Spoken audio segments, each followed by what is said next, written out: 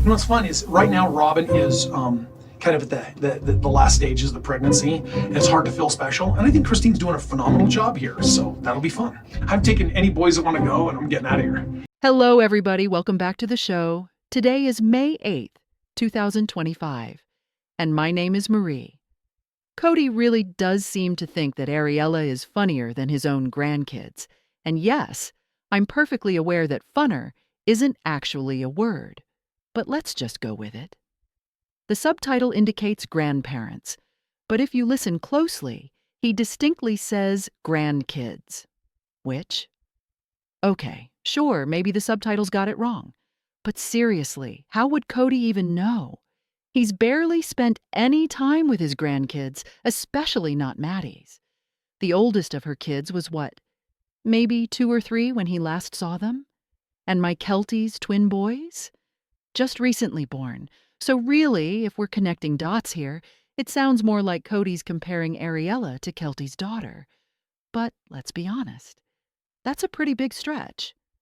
Now, I'll admit, perhaps I am just being a little petty. But that remark, it riled me up. Particularly when you consider how little effort Kody makes to be present for his grandkids. It's as if he couldn't abide the thought that David was in a place in life that's, dare I say it, happier.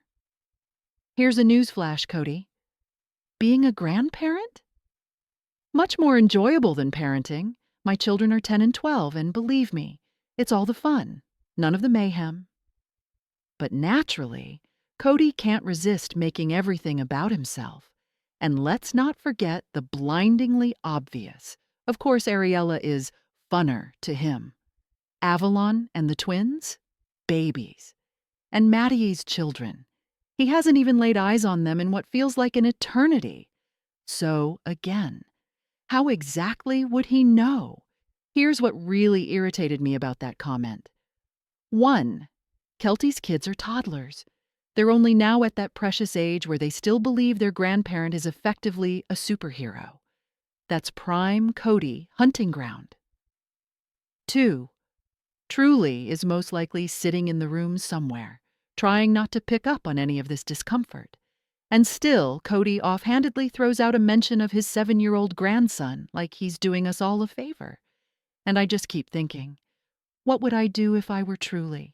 Hearing my dad ooh and ah over another child and hardly giving me a second glance. That would hurt bad. In all seriousness, really if narrowed it David down made to a 2 comment schools. as innocuous as, Kylie, I'm your tour "It's guide." nice I'm out sure today," Logan responded to the fact that Kody would have chimed in with, "Really, it's nicer when it rains." That's just him. Can't keep it together, even in the littlest things. Yes, I'll say it. Being a grandparent is more fun and definitely way less stressful. But heaven forbid Kody actually agree with David on anything. We've got a lot to unpack today, so let's not drag it out. Let's get straight into it. Now, Robyn, in her talking head, rants about how she believes it's somehow unjust that Kristine is still part of the family, even though Robyn supposedly has no control over it. Apparently, the fact that Kristine had 6 children with Kody is just too large a pill for her to swallow. But the truth? Like it or not, Kristine will always be bound to this family. And Robyn? She can't bear it. But it isn't like the kids are stuck in this tragic tug-of-war between 2 moms. They've already picked their horse. They don't even want Robyn. So the entire "which mom will they choose" thing. That boat sailed a long time ago. And let's not forget how Robyn acted over that entire Christmas gift debacle. When it didn't go her way, she didn't merely sulk. She made it rather plain to my Kelty that she had no interest in the rest of us whatsoever. That's not the response of the shy, misunderstood wife she likes to play at being. No, that's Robyn dropping the mask and slinging bad vibes around like they're going out of style. Let's be honest. Robyn is still jealous of Kristine. At the root of it all, that's the true motivation for her passive-aggressive barbs. She's attempting to cling to this fantasy that Kristine and Janelle are still her sister wives. Because in Robyn's mind, that's her passport to the celestial kingdom. Here's the reasoning. If those women never receive official releases, then Robyn gets to imagine that she's still part of some grand scheme of things, that she'll survive with Kody and their huge, perfect family in heaven. That's what this lifestyle was marketed on, isn't it? The religion, the payoff, the family forever. But Kody? He's checked out. He's exhausted. He's done with polygamy. For real, who can blame the guy at this point? But for Robyn, this is a crisis. Because all of a sudden it's occurring to her she may never live up to being the goddess she was promised she would be. Thing is, I never really considered what that would mean for her. I've always been so concerned about Kody. So that's it. Robyn's not concerned about Kody not receiving his planet. Makes sense now. This is precisely the reason she's been playing all these manipulative games. Why she brought Mary along for years. Why she had that complete meltdown when Kristine walked away. Why she continues to lay all this guilt on Janelle to get her to stay. It's never been about unity. It's about hanging on to that starry dream. They actually thought they had it all locked down. Some invincible pact that they had formed when they originally came into the family. Kody and Robyn actually thought the other wives would just tough it out, every insult, every injustice, because quitting meant sacrificing their chance at eternal reward, their little sacred pact. Honestly, that kind of delusion is next level. And Kody claiming Robyn is shy? Seriously? That's his angle now. We've seen enough of Robyn to know shy couldn't be further from the truth. Reserved? Number awkward? Absolutely. Her issue isn't timidity. It's that she has no idea how to navigate basic social situations. She lets her nerves run the show, which turns every conversation into a cringe fest. If Robyn really was shy, she'd start out slow and warm up once she knew folks. But this is the contrary. At my Keltie's birthday party, and now again today, she's in the corner, clinging to the kids as if they are emotional security blankets, shying away from interacting with adults as if it is contagious. And these aren't strangers. These are the Brown children, individuals she's been acquainted with for years. Yet there she was, hovering in the doorway, silently observing instead of joining in. Not because she's shy, but because she straight up doesn't know how to connect. That's not shyness. It's a complete absence of social fluency. And now, we're watching her daughters follow in her footsteps, avoiding social interactions, passing up every chance to build real bonds because, surprise, they've never been taught how to engage outside of a tightly structured environment. Honestly, wouldn't it be something to see Robyn without the cameras? Just being herself with someone she trusts? What would that version of her even look like when she's not performing for the public eye? Perhaps it's not the cameras. Perhaps Robyn simply panics under pressure because years of constant criticism have left her petrified of making a mistake again. Or perhaps, just perhaps, she's just the sort of person who's constructed emotional walls so high that only her own children can scale them.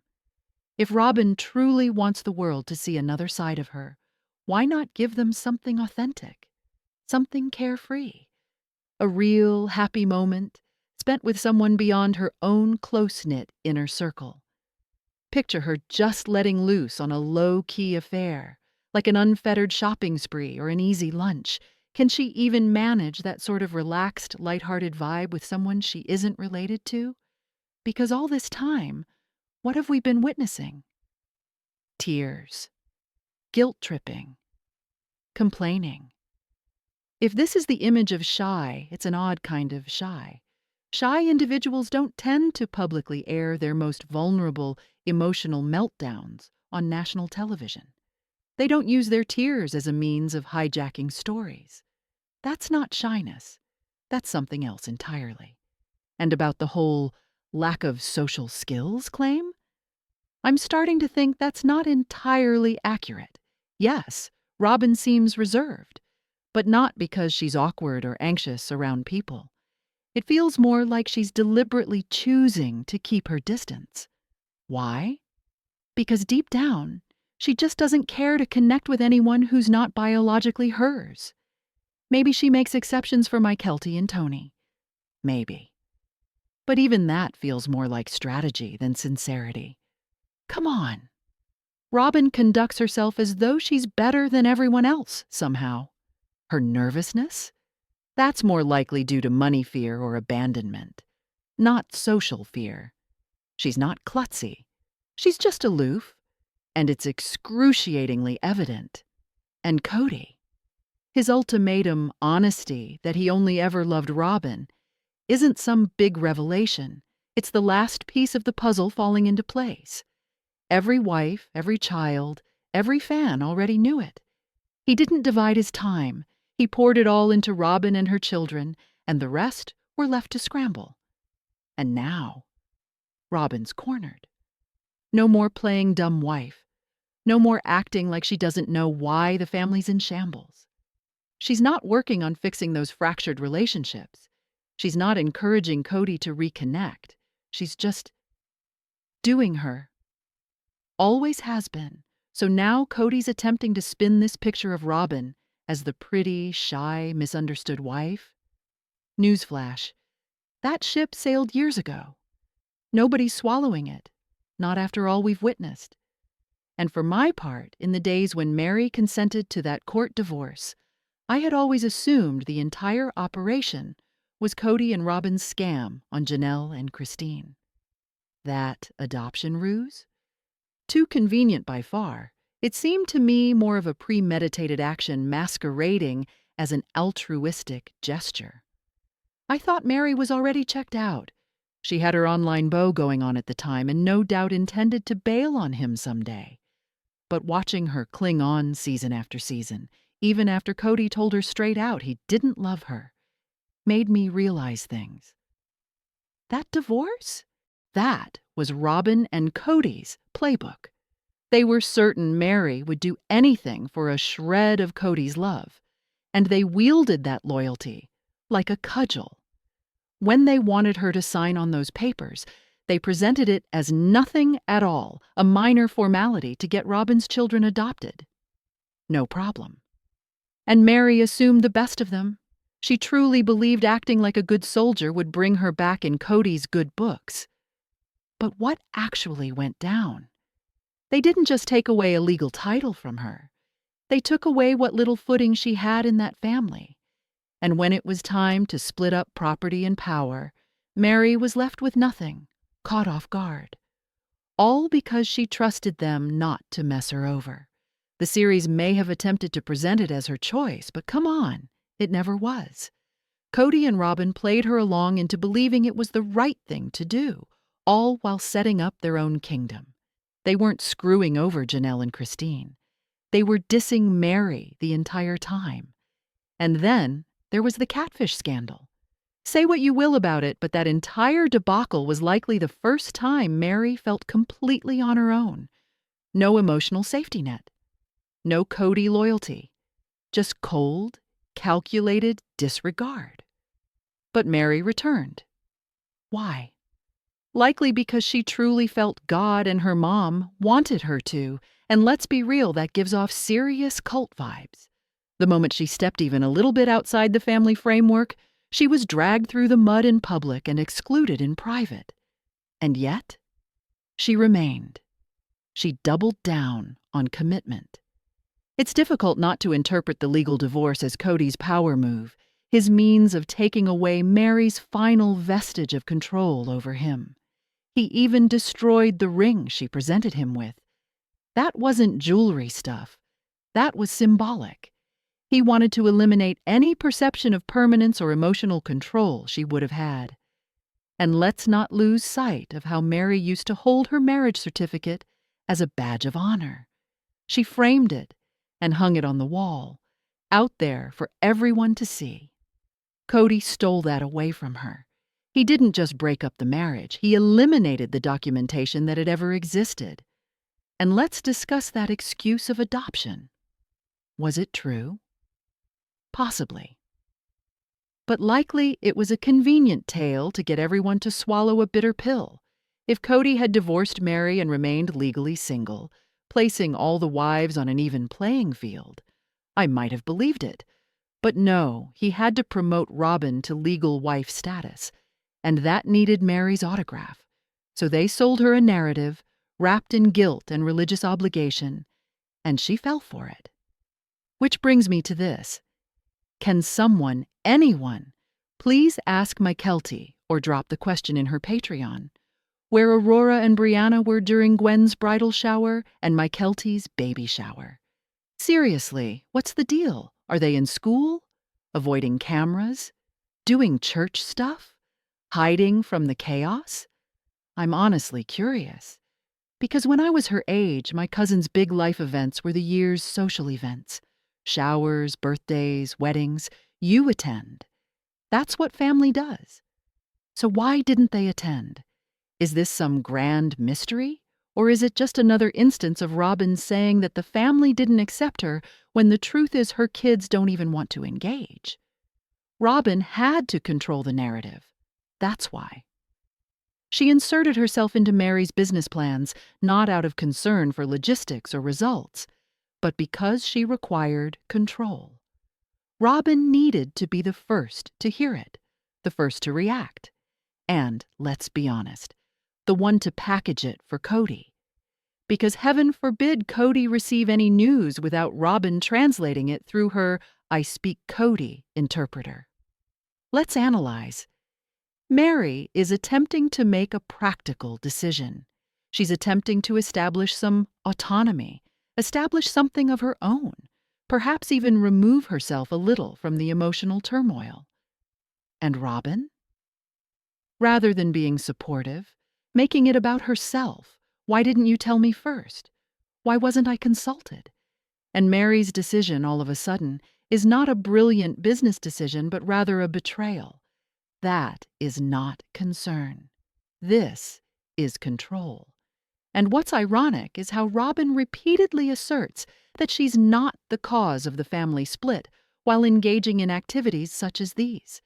Gatekeeping conversations, keeping her children isolated, reframing history through her shy alter ego, and inserting herself into everything that she's not included in. And that entire TikTok video? Tony reports Aurora and Brianna didn't appear because it wasn't safe. Meanwhile, Mykelti throws up her shoulders and intuits perhaps it had to do with drinking. So, what's it to be? Concern for safety or superiority of morals? Or are we simply flinging loose explanations into the air in hopes that one will catch on? Bottom line, if Robyn really wanted her children to be accepted as family, she'd make them behave like family. But she doesn't. She protects them, withdraws them from common areas, and then complains about being victimized when everybody else gets on with their lives without them. We're all seeing it play out in high definition, and nobody's falling for it. Robyn's live-action gaslighting of the audience has become one of the weirdest ongoing storylines on Sister Wives. Whenever there is a new morsel of uncomfortable reality brought up, she conveniently either doesn't recall, outright denies it, or, best of all, evades by asserting she wasn't even present. And yet, somehow, she's always invested emotionally, recounting everyone else's behavior with an aura of saintly befuddlement. Let's be honest. Nobody is going to forget a personality test taken by an entire family that determines the entire dynamic of a plural marriage. Particularly not Robyn, whose living is driven by emotionally charged experiences. If her type happens to be one that lives for drama, then her entire I don't like conflict act just went down in a heap under its own hypocrisy. And Ringate? That moment tells us everything. Robyn's automatic defense mechanism, refusing Kody melted the ring after he met her, is so obvious it's comical. Like, we all saw season 1, Robyn. You were the new shiny courtship. Kody was still technically married to Mary. and he was still sporting his wedding ring. It's as if Robyn forgets the fans have memories and DVRs. And what about the Ariella situation? A classic example of Robyn attempting to have it both ways. She first invokes feelings as a justification for Kody not being able to leave. Then, when it doesn't work out, she says she would have released him. That's not emotional intelligence. That's emotional manipulation. Robyn repeatedly changes the script based on who is observing and what the result appears to be. If this were a game of Clue, Robyn would be caught red-handed in the living room, with the guilt clutching the gaslight. Need assistance condensing all this into a snappy blog post, opinion piece, or a breakdown by episode and theme? All the emotional labor and then no longer take any responsibility for what they've done. Kody's actions are classic avoidance, deflecting, trivializing, and gaslighting. He's the king of never addressing the actual problem because to himself, he's above reproach. The issue isn't him. The issue is Mary's peer group, her sensitivity, and anything but the complete disregard and disrespect he's accorded her all these years. Kody and Robyn's game of manipulation walks together. She's the victim or hero, whichever serves her story, and he remains steadfastly in the I never make a mistake mode.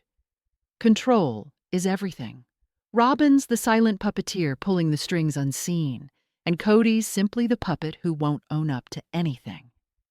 Honestly, it hurts to see how these dynamics play out, particularly with Mary. Constantly gaslighted, then held responsible for all relationship problems, while Kody flat out avoids taking responsibility. The exchange with Nancy in season 14 just shows how completely unable he is to reflect on himself. It's so much easier for him to point fingers than to actually look in the mirror. Kody and Robyn's perpetual rewriting of history is basically a performance for them. If you don't like where the story is going, just alter it. If things become too real, act like you don't recall. That's the toxic, manipulative playbook, and they're holding to it. Would you like to develop this into a step-by-step analysis of pivotal episodes, or write a post that discusses their manipulative tactics in greater detail? It's infuriating to see Kody always avoid responsibility, and yet hope to be rewarded for doing the minimum.